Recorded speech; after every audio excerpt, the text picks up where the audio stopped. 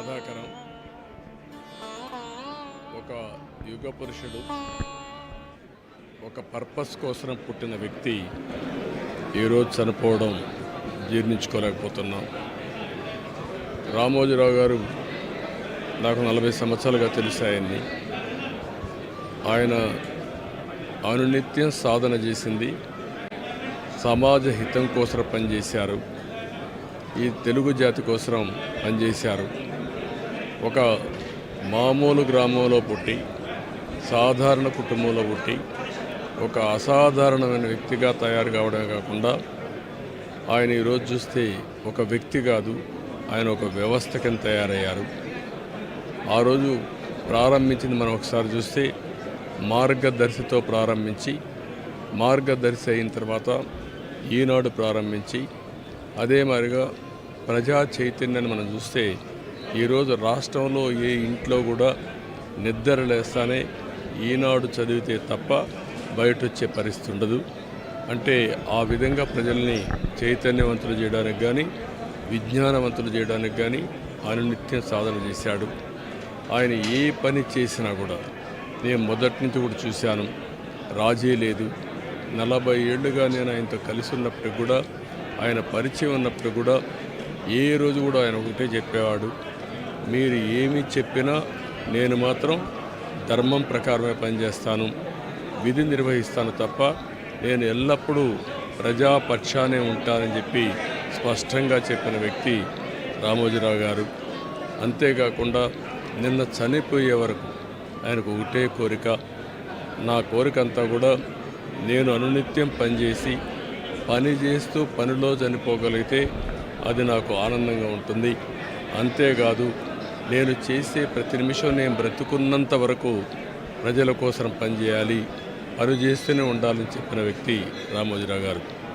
కానీ ఈరోజు మనం చూస్తూ ఉంటే ఆయన నిర్మించిన వ్యవస్థలు శాశ్వతం.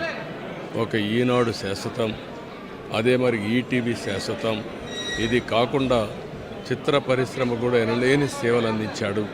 ఈరోజు రామోజీ ఫిల్మ్ సిటీ మీరు చూస్తే దేశంలోనే ఒక అత్యున్నతమైన స్టాండర్డ్స్లో రామోజీ ఫిల్మ్ సిటీ తీసుకొచ్చి ఆయన అనునిత్యం చెప్పేవారు, నేనేదో ఒక కమర్షియల్ కాంప్లెక్స్ కట్టచ్చు, వ్యాపారాలు చేయొచ్చు, నా వల్ల ఈ సిటీకి లాభం రావాలి, అదే మరి రాష్ట్రానికి ఆదాయం రావాలి, టూరిజం కింద ఉండాలని చెప్పి చేశారు. అలాంటి ఒక మహానాయకుడిని ఈరోజు పోగొట్టుకున్నాం. తెలుగు జాతి వెలుగు, తెలుగు వారి గుండెల్లో చిరస్థాయిగా ఉండే వ్యక్తి, అలాంటి వ్యక్తిని పోగొట్టుకోవడం చాలా బాధ అనిపిస్తుంది. ఏదేమైనా ఆయన ఇచ్చిన స్ఫూర్తి ఉంది. నా జీవితంలో ఎన్నో సంఘటనలు, నాకు ఎప్పుడైనా క్లిష్టమైన సమస్య వస్తే ఆయనతో నేను కన్సల్ట్ చేస్తే దాన్ని ఏం చేయాలనో ధైర్యాన్ని ఇచ్చే వ్యక్తి అతను. అందుకే మొన్న కూడా మీరు చూస్తే ఎప్పుడు ఎన్నికలు వచ్చినా కూడా ఆయన ధర్మాన్ని నిర్వహించాడు. ఆయన ఎప్పుడు కూడా ధర్మం సైడే ఉన్నాడు, అదేవిధంగా పనిచేశారు. అందుకే ప్రజల్లో కూడా ఒక అచంచలమైన విశ్వాసం ఆయన పైన. దానికి కారణం ఆయన జీవితం మొత్తం ఆయన సంపాదించిన విశ్వసనీయత. అలాంటి వ్యక్తిని పోగొట్టుకోవడం చాలా బాధేస్తుంది. ఏదేమైనా ఆయన ఆశయాలు తెలుగు జాతికి ఉన్నాయి. ప్రతి ఒక్కరు కూడా ఆయన ఆరాధిస్తారు. అందుకనే ఈరోజు ఒకటే కోరుతున్నా, ఆయన చెప్పిన విషయాలన్నీ నా చెవుల్లో ఎప్పుడూ రింగమంటూ ఉంటాయి, వినపడుతూ ఉంటాయి. తప్పకుండా మళ్ళా తెలుగు జాతిని ఏ విధంగా ముందుకు తీసుకుపోవడానికి, అదే మరి ప్రత్యేకంగా ఆంధ్రప్రదేశ్ నష్టపోయింది, ఆ రాష్ట్రాన్ని అభివృద్ధి చేయడానికి రామోజీరావు గారు ఇచ్చిన స్ఫూర్తితో ముందుకు పోతానని చెప్పి తెలియజేసుకుంటూ, మరొక్కసారి ఈనాడు ప్రేక్షకులకి, ఈటీవీ ప్రేక్షకులకి, రామోజీరావు గారి ఈరోజు ఈ సంస్థలో పనిచేసే సిబ్బందికి, అదే మరి కుటుంబ సభ్యులందరికీ కూడా నా ప్రగాఢ సానుభూతి తెలియజేస్తున్నా. వారికి భగవంతుడు ఒక శక్తిని ఇవ్వాలి. ఆ శక్తితో మళ్ళీ ఈ లెగసీని కంటిన్యూ చేసి రామోజీ గారి యొక్క స్ఫూర్తి చిరస్థాయిగా ఉండడం కోసం వాళ్ళు పనిచేస్తారని చెప్పి ఆశిస్తున్నా. అదే సమయంలో ఆయన ఆత్మకు శాంతి కలగాలని భగవంతుడిని మనస్ఫూర్తిగా ప్రార్థిస్తున్నా. ఆయన చేసిన పనులు శాశ్వతం.